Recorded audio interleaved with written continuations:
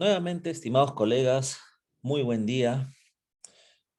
Nuevamente agradeciendo a la Escuela Nacional de Salud Pública y a la Dirección de Salud Bucal del Ministerio de Salud por permitirme la participación. Y esta vez vamos a compartir algunos datos importantes sobre el manejo odontológico del paciente con patología cardiovascular en la consulta odontológica. Los objetivos de la sesión: recordar la patología cardiovascular frecuente, recordar los aspectos importantes sobre la patología cardiovascular, sus implicancias en odontología, las características orales que pueden presentar este tipo de pacientes y finalmente establecer algunos parámetros para el proceso de atención del paciente con patología cardiovascular en la consulta odontológica. Pues bien, una cosa muy frecuente de ver, de pensar, inclusive, es que la patología cardiovascular es vista desde diferentes ángulos de acuerdo a la especialidad que la trate. Por ejemplo, aquí se nos está mostrando pues que el cardiólogo, por ejemplo, ve la patología cardiovascular como, pues, por ejemplo, una obliteración, una obstrucción de un vaso cardíaco y pues en algún momento tiene que hacer bypass o colocar stent, etcétera. El oftalmólogo también ve la patología cardiovascular, en este caso la vascular, desde su punto de vista. El nefrólogo también ve la patología vascular, además del endocrino y bueno, todas las especialidades que participan en esto. Pero, ¿será correcto ver a la patología cardiovascular como entidades separadas unas de otras? Pues la respuesta indudablemente es no. ¿Y no por qué? Porque miren, todo nuestro organismo está conectado, eso lo sabemos, ¿correcto? Y compartimos sistema vascular en casi todo nuestro organismo, salvo en cabello, salvo en uñas, ¿correcto? Y parte estructural fundamental de este sistema vascular es un elemento que antes se pensaba que era nada más que una barrera fisiológica y ahora se sabe que es un órgano, de hecho uno de los órganos más grandes que tiene el cuerpo, que es el endotelio. Y me refiero a esta capa más interna del vaso sanguíneo, que, miren, tiene varias funciones bastante interesantes. Por ejemplo, algunas de ellas es la inhibición de la agregación plaquetaria. O sea, ¿qué quiere decir esto? Que un endotelio sano inhibe, no permite que se dé la agregación plaquetaria. Entonces debo de entender que un endotelio enfermo sí favorece a que a veces innecesariamente se inicie la agregación plaquetaria, ¿correcto? Un endotelio sano es o representa una superficie antitrombo. Entonces debo entender que un endotelio enfermo va a representar una superficie pro-trombo, ¿correcto? Entonces, pues son puntos a tener presentes, porque esto lo vamos a ver en muchas patologías. Miren otra de las funciones, por ejemplo, el control de la permeabilidad, de la migración. El endotelio, cuando lo ve necesario, facilita la migración, por ejemplo, de leucocitos. ¿Para qué? Para que salgan a fagocitar, para que salgan a defender a nuestro organismo. Pero un endotelio enfermo no permite la salida de los leucocitos y por lo tanto nuestro cuerpo va a tener más dificultades para defenderse de agentes agresores, ¿correcto? Entonces miren qué importante es mantener un endotelio sano. ¿Y cuándo está sano? Pues cuando mantiene todas estas funciones, cuando no hemos llevado vida sedentaria. Por ejemplo, la adicción al tabaco, al cigarro, también favorece a la pérdida de la estructura y la función endotelial, ¿correcto? Y bien, sabiendo que existe un endotelio que está presente en todo nuestro sistema cardiovascular, pues vamos a ver algunos datos importantes de una patología muy frecuente en nuestro país, y es la hipertensión arterial. Pero para entender lo que es la hipertensión arterial, pues vamos recordando lo que implica la presión arterial. Y pues la presión arterial no es más que el empuje o la tensión que ejerce la sangre sobre las paredes de las arterias. ¿Ok? Es la fuerza que ejerce la sangre para moverse a través de las paredes de las arterias. Esa es la presión arterial. Y cuando, bueno, normalmente esta presión arterial, esto es importante recordarlo, es controlado de manera rápida y de manera un poco más lenta a través de los sistemas nervioso central, periférico, el control rápido y a través de la secreción endocrina, el control o la regulación un poco más lento. ¿Ok? Entonces, de hecho, queridos colegas, vamos a encontrar diversos tipos de clasificaciones, diversos tipos de características o información respecto a la hipertensión arterial. Pero vayamos de lo básico. ¿Qué entendemos por hipertensión arterial? Es la elevación persistente. Ojo con esto, es muy importante. Elevación persistente, permanente, mantenida de las cifras de presión sistólica, diastólica o ambas con respecto a los valores normales.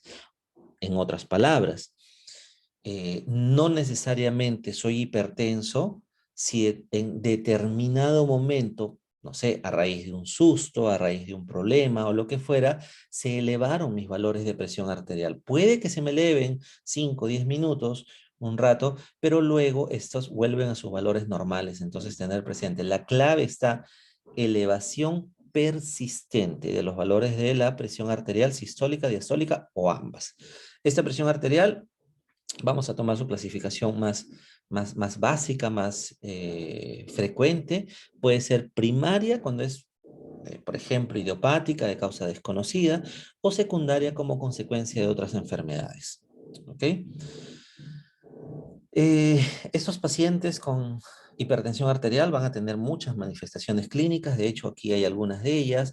Pueden presentar cefaleas, epíxtasis, palpitaciones, precordargias, parestesias, nicturias o simplemente puede estar asintomático. Lo que sí es muy importante reconocer es qué tipo de tratamiento va a recibir nuestro paciente con hipertensión arterial, porque aquí hay datos muy importantes. La primera, el primer tipo de tratamiento va a ser pues el tratamiento no farmacológico, el tratamiento donde le dicen al paciente disminuye el consumo de sal, lleva una dieta más conservada, más equilibrada, etcétera. Pero llega el momento en el que el paciente muchas veces requiere tratamiento farmacológico y esto es muy importante tenerlo en cuenta nosotros, porque de acuerdo a los fármacos que pueda estar recibiendo el paciente, nosotros vamos a tener que mantener cautela, vamos a tener que utilizar ciertas estrategias para el manejo adecuado del paciente hipertenso. Por ejemplo, muchos de nuestros pacientes toman diuréticos, quizás dentro de ellos los más conocidos, los que más te va a sonar son la furosemida, la hidroclorotiazida, los beta bloqueantes, atenolol, propanolol, quizás fármacos que por su propia escritura, por su propia terminación, yo los invito a que nos acordemos de esto, ¿no? Fármacos que terminan en LOL, siempre lo comento.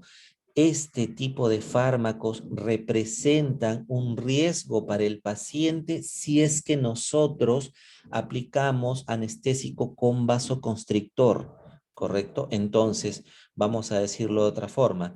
El paciente hipertenso que recibe beta bloqueantes como atenolol o propanolol, idealmente debe recibir anestésico sin vasoconstrictor. ¿Correcto? La gran mayoría de pacientes toma los fármacos conocidos como los inhibidores de la enzima convertora de angiotensina, los inhibidores de la ECA. Dentro de estos tenemos el captopril, el enalapril, como los principales representantes de este grupo farmacológico. Una cosa importante que tenemos que tener en cuenta y no olvidarla es que nuestro muy utilizado ibuprofeno, los AINES en general, pueden inhibir la acción del captopril o enalapril en el paciente hipertenso. Entonces, recordar que o indico, si correspondiera, manejar el dolor leve con paracetamol, ¿correcto? O si me veo en la obligación, si creo propicio indicar ibuprofeno, pues indico el ibuprofeno en un intervalo diferente, cuando ya haya pasado un buen tiempo, ya después de la ingesta del captopril por parte del paciente. ¿Ok? ¿Para qué?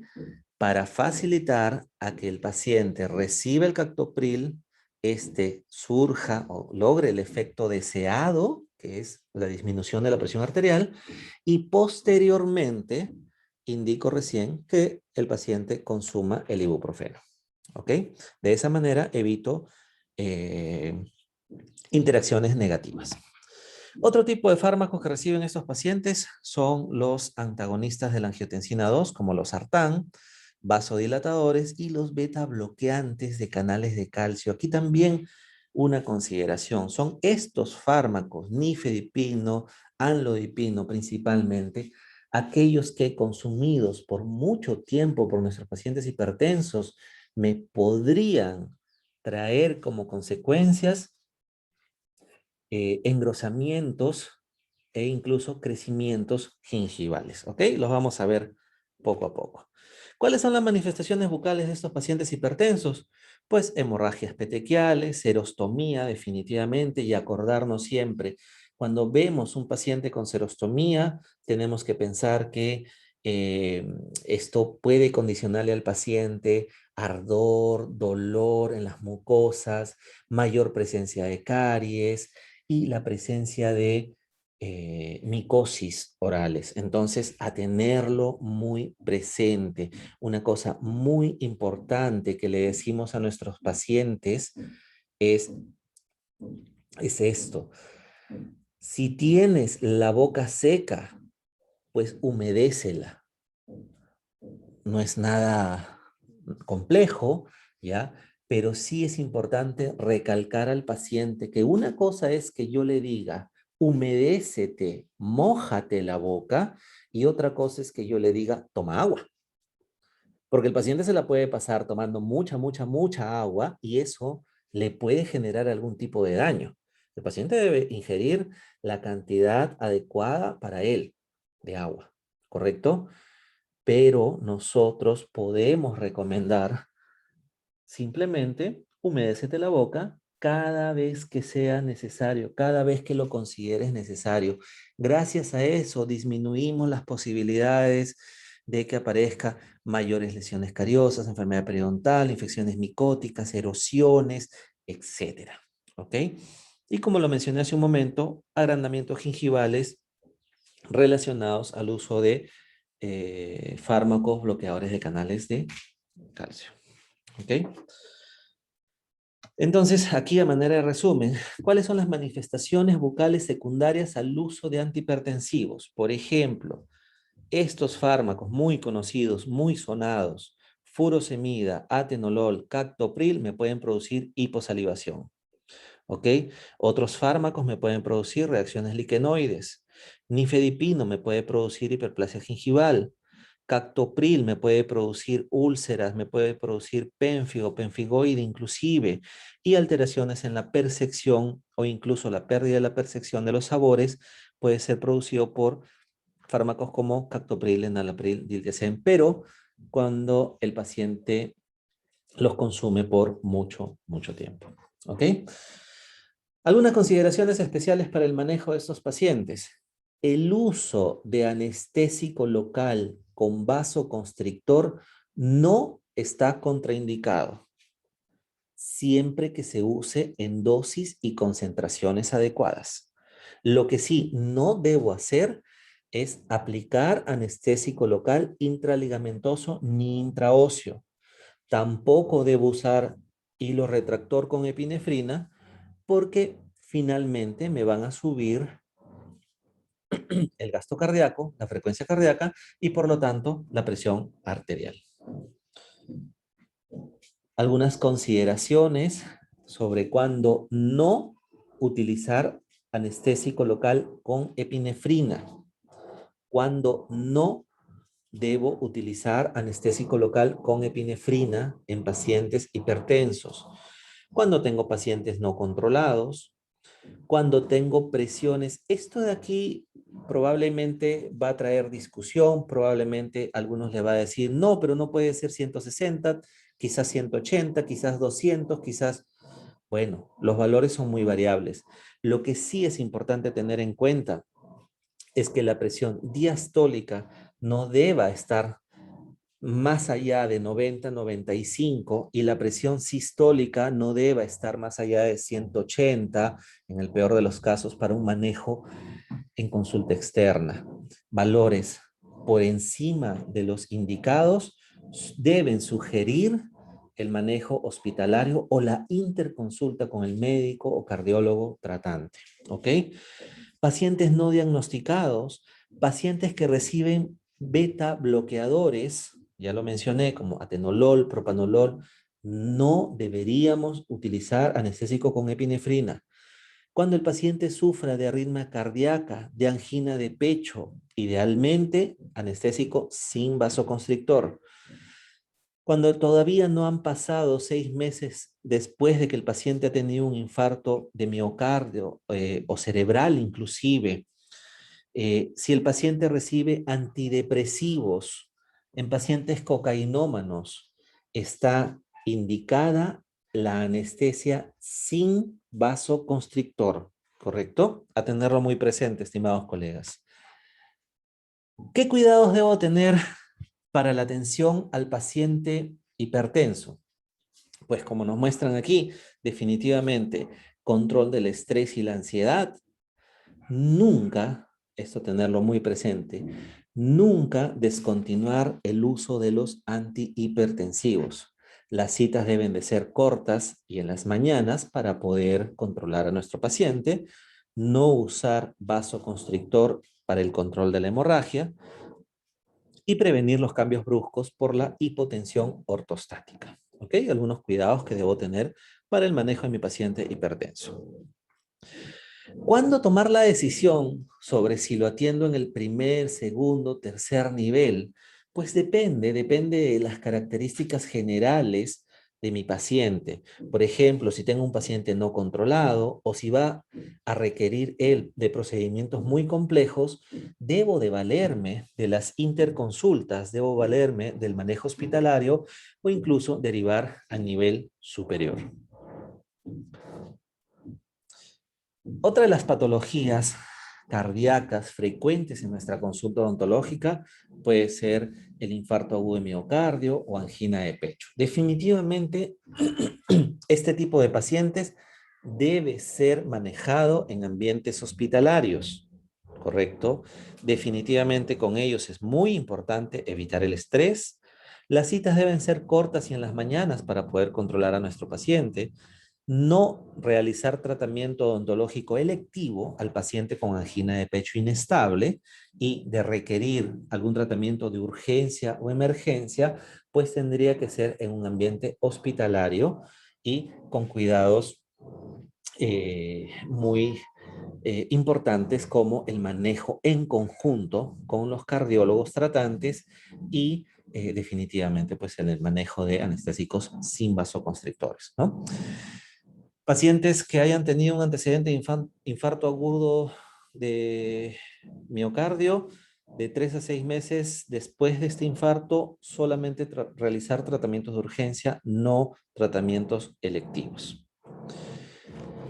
Y para terminar esta sesión, una cosa muy importante que siempre tenemos que tener en cuenta, que siempre tenemos que recordar, son los regímenes de profilaxis antimicrobiana para la prevención de la endocarditis infecciosa. Me gustan mucho estos cuadros que he puesto porque me parecen bastante prácticos, bastante útiles para la práctica diaria. Y estos cuadros los vamos a relacionar de esta manera, ¿sí? Tenemos tres grupos de pacientes: grupo de pacientes de riesgo moderado y de bajo riesgo, ¿ok? Entonces, estos tres grupos de pacientes podrían recibir estos tipos de tratamientos odontológicos, o tratamientos odontológicos que sí requieren profilaxis antimicrobiana y tratamientos odontológicos que no requieren profilaxis antimicrobiana. Entonces, lo que tenemos que hacer es observar estos cuadros, tenerlos a la mano y pues luego ir relacionando, ¿no? Ir haciendo el ejercicio. Por ejemplo, me llega un paciente, digámosle, que tenga alguna patología cardíaca, como por ejemplo comunicación interauricular, CIA, y le voy a hacer extracciones dentales. Las extracciones son procedimientos que sí requieren profilaxis antibiótica, muy bien, pero vamos a buscar el paciente con CIA, comunicación interauricular. ¿Dónde está? Está aquí, dentro del grupo de pacientes sin riesgo para el desarrollo de endocarditis bacteriana. Por lo tanto, yo podré definir que a este paciente no le doy profilaxis antibiótica, pero sí le voy a dar terapia antimicrobiana, ¿correcto? Pero si el paciente al cual le voy a hacer una extracción dental no tiene CIA, si no tiene CIB, comunicación interventricular, la cual está acá, ya representa un riesgo moderado. Entonces a este paciente probablemente sí le indicaré el consumo de la profilaxis antimicrobiana. A tener en cuenta una cosa importante también, y es que a veces estos pacientes, al encontrarse hospitalizados, pues ya se encuentran recibiendo terapias antimicrobianas con bastantes días de anticipación inclusive. Pues en esos casos tendríamos que valorar si es que vale o no vale la pena instaurar nuevos tratamientos antibacterianos o antimicrobianos, ¿correcto? Una de las consecuencias de las enfermedades cardiovasculares que se dan en nuestro país y que de hecho tienen una alta incidencia, una alta prevalencia, son los accidentes cerebrovasculares, los cuales pueden ser de tipo isquémicos o hemorrágicos, ¿correcto? Y aquí solamente voy a mencionar la importancia del odontólogo, la importancia de la radiografía panorámica, a tener en cuenta que la radiografía panorámica es aquel examen auxiliar que todo paciente debe realizarse antes de iniciar cualquier tratamiento odontológico. Y veamos, miren cómo estos hallazgos en las radiografías panorámicas nos pueden ayudar a evitarle inclusive eventos cerebrovasculares que pueden ser muy penosos para nuestros pacientes. Entonces nosotros solicitamos los estudios imaginológicos, las radiografías panorámicas, encontramos este tipo de hallazgos como las calcificaciones y pues inmediatamente interconsulta al médico tratante. Acuérdate, interconsulta sinónimo de responsabilidad y capacidad, no de ignorancia, y con esto pues podemos evitarle a nuestro paciente severas complicaciones. Solo para recordar los regímenes de profilaxis antimicrobiana y bueno, las conclusiones de esta pequeña sesión. La historia clínica es trascendental para la atención del paciente con enfermedad cardiovascular. Definitivamente, como lo dijimos en la primera charla, en la charla de historia clínica, lo más importante es realizar una correcta, adecuada y completa historia clínica. ¿Ok? Es importante conocer la historia del paciente. Acuérdate de la frase: señor, señora, si le pregunto mucho es porque quiero conocerla bien, porque si te conozco bien, te atiendo bien. ¿Ok? Otra cosa importante, ante procedimientos odontológicos, nunca se deben descontinuar, nunca le debemos de decir a nuestro paciente: deja de tomar tus antihipertensivos. ¿Ok? El tratamiento multidisciplinario sigue siendo la mejor alternativa para el paciente con comorbilidad sistémica, no olvidar eso, y la adecuada intervención temprana del odontólogo puede ayudar a la prevención de complicaciones, como lo vimos en las diapositivas precedentes. Muchas gracias. enlaces bibliográficos.